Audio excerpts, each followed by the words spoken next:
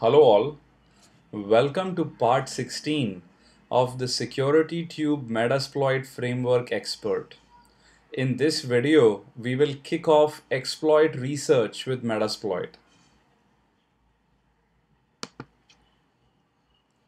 This video is part of the SecurityTube Metasploit Framework Expert course and certification. If you would like to enroll, take advantage of our labs, student forums, and a ton of other help utilities to gain knowledge of the subject, please visit securitytube.net/smfe. SecurityTube certifications are currently being taken from students from over 30 plus countries around the world. And this video has been released free of charge in line with our vision to provide free yet quality educational material to the entire community. Okay, so what is exploit research? In very simple terms, it is the art and science of writing exploits. So till now we have used a lot of ready-made exploits in Metasploit, such as the DCOM vulnerability, Net API, Aurora, and all of that, right? But someone must have invested a lot of time, energy into actually writing these exploits. So exploit research is the field which dives deep into how to go about that entire process. Now, exploit research itself, to be honest, is a course and certification by itself. Very vast because it spans across different operating systems. We need to talk about different protections, different tools and techniques for exploitation and whatnot. So, in this course, what we'll actually try to do is see how we can use Metasploit in conjunction with various tools like Olly Debug, the immunity sec version of it, and all of that to begin this subject. Now, as far as the exploit research mega primer is concerned, which we had started, we created all of that using Metasploit as the tool of choice. And hence, a lot of that material will be included as part of the SMFE courseware, right? Now, what we are going to do later on is spin that off as a separate exploit research course and certification. Now, what is included in the SMFE exam? Now, exploit research, as I said, is a pretty difficult topic, and to be honest, spans way beyond Metasploit.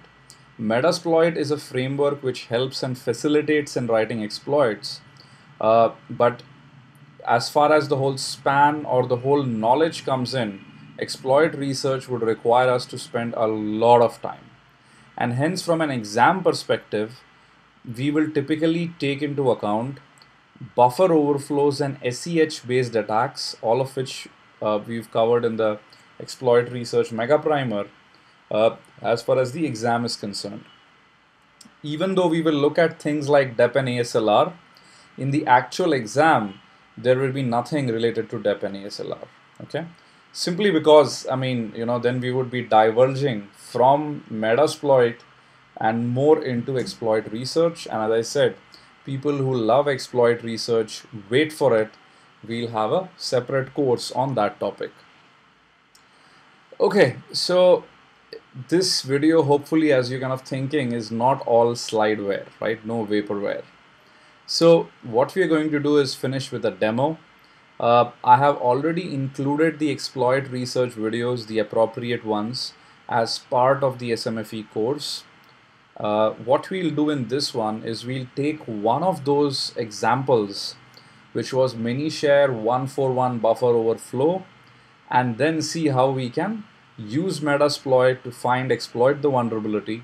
This is similar to what we've done in a previous video. But however, as a twist, we'll see how to Metasploitify the vulnerability by using Meterpreter as the payload, right? Which means now we'll try and pack a custom payload, which will be a staged one and which will be Metasploit. Okay, so we have our vulnerable machine here. Here is the Minishare program, something which we've used in a previous video as well. Here is backtrack with Metasploit running. So what I'm going to do is first, let us quickly go ahead and create a new program.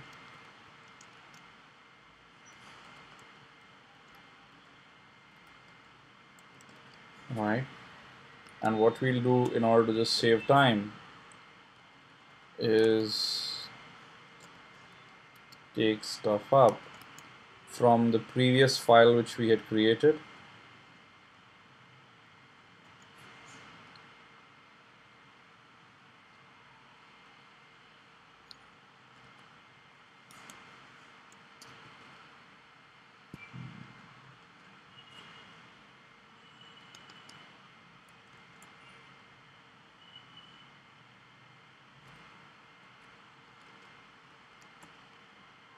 Okay, and then I'm going to add a couple of things. So the vulnerability, if you go and read, is basically the length of the GET request given to Minishare. If it is very large, the URL, that results in a buffer overflow. Right, so Minishare is a simple program in which you can drag and drop files, and it basically emulates a quick web server. So as an example, if I wanted to access Minishare here, I think there's some problem with my lights.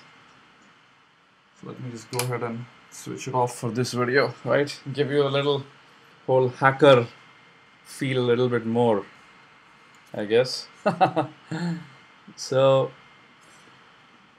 now basically what that actually means is if I were to launch something like Firefox and actually go to port 80 of the Windows machine, actually does this look better? With nothing in the background, no disturbance, it's me and my voice. And if we go to the IP address, which is 150, you'll actually find that nothing is working, simply because we may not yet have an interface which is up and running here. So let's actually bring up our interface.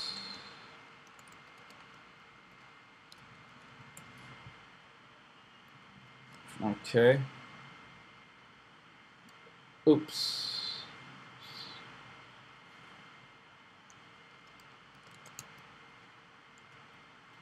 Right, and what we'll see is Minishare is nothing but simple program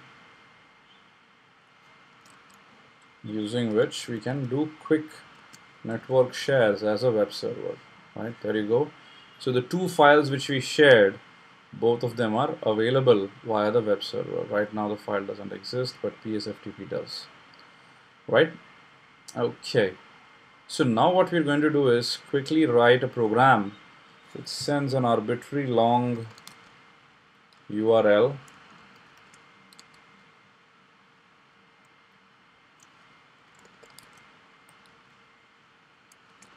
which is going to be all A's. Then let's actually go ahead and close the HTTP request.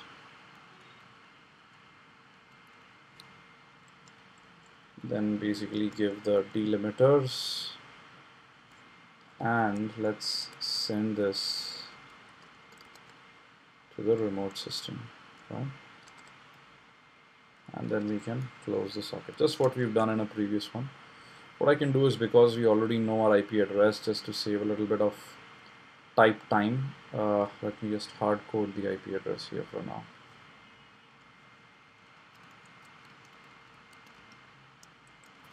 Right, there you go. Let me make this executable, and now let's run this.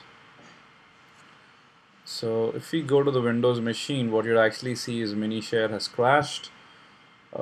This is something which we saw in the previous demo as well, and I would encourage you to look at the exploit research mega primer where we discuss this in much more detail.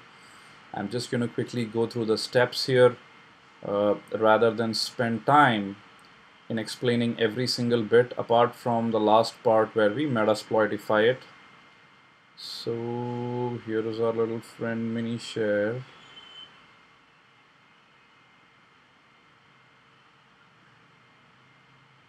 What we're going to do is basically send a pattern, right?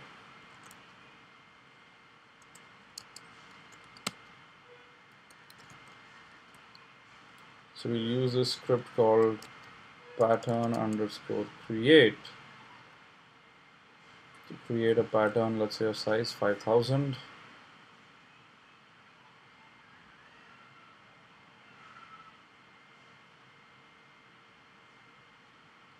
Just going to go ahead,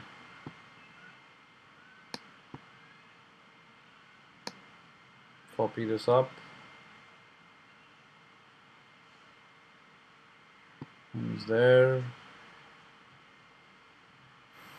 Go back to the previous terminal, open up minishare.py, remove this line, and instead insert our pattern, which is a cyclical pattern. Right, I was about to do a very critical mistake, which is overwriting the get rather than appending. Right, now I go back here, run it again. Hopefully the crash happened. Okay, crash did happen. Here is basically the value which EIP has at this point, right? 36, 68, 43, 35. So actually go ahead and use pattern underscore offset 36, 68.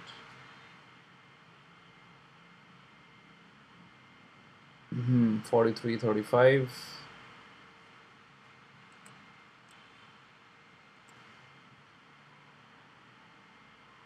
One 787 is the offset. Let's quickly look at ESP, capital C87CH.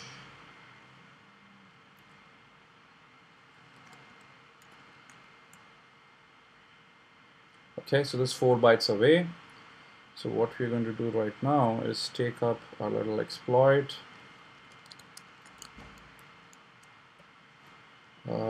We really don't care about the first 1787 bytes. So what we're going to do is fill them up with A's we don't care about. Then the next 4 bytes is going to be the return address, which will be a jump ESP address. And then we're going to fill this up with a couple of nopes, our little nope sled. And then we're going to have our payload, right? So the payload which we'll use to actually use MSF Venom. So the time I made the exploit research mega primer, we were using MSF payload and MSF encode. In this case, you can actually use both of them together, right? To be honest, I have still continued to use MSF encode and payload. Doesn't hurt.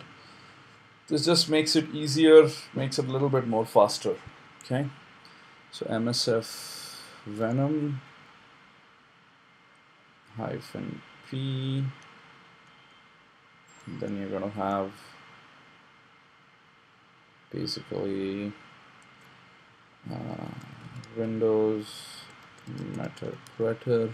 Hopefully all my spellings are right. Reverse TCP is what we need. The architecture we need is x86. The bad characters, you need to watch the other video on how we discovered the bad characters, is 0x0A, 0x0D, 00. And finally, the attacker machine IP address is 192.168.1.10. Right? Okay, and the output format we require is a C array.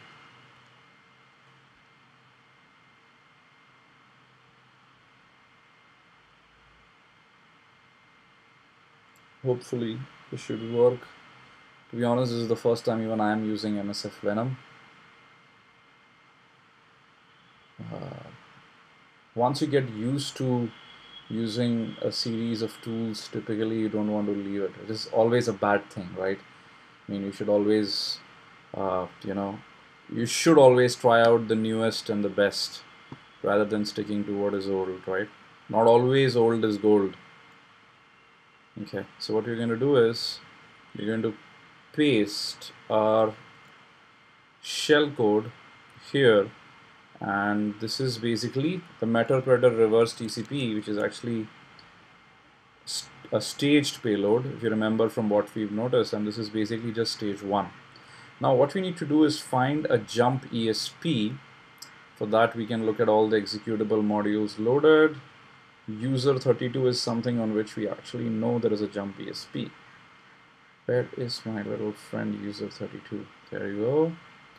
Search for the instruction, command set. There it is. So we have 4A75.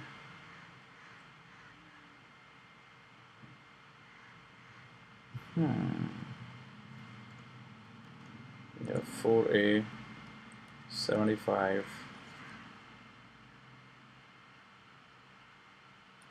4A75. D777 as the address, right?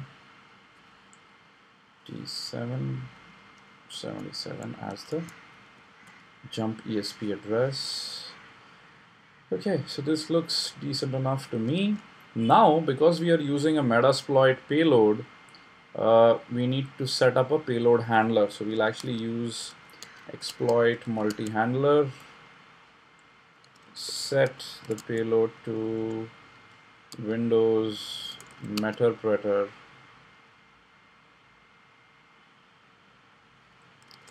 reverse TCP, set lhost to 192.168.1.10, and then let's wait for our shell to connect to us, right? So hopefully if everything goes well, it's gonna run Minishare all by itself, and we go back here and we run the exploit. What should typically happen is it should connect back to us here, and the second stage, which is actually the server-side DLL, should be transported. So let's see what happens. There you go, you're sending stage 2, and we have a Meterpreter session. It's dark here, but I think you can see my thumbs up or the victory sign. Right? So here we are, get PID, get UID, and basically the whole 9 yards, right? ipconfig. There it is, we've broken into 1.150, right? Fantastic. So this is how we can take an exploit and basically integrate it with Metasploit so that we can have Meterpreter running on the remote system, which gives us a lot more flexibility and power post breaking in, right? So with this, I would leave you to watch the videos in the Exploit Research Mega Primer, which I have included as part of the SMFE courseware. One final word, from an exam perspective, we will limit ourselves to buffer overflows and SEH, simply because this course is about Metasploit and not exploit research, right? Okay, that's all for this video. Please do recommend the SMFE program to your friends or anyone in the InfoSec community who you think would find use for it. That's all from my side. Have a great day ahead. Bye-bye.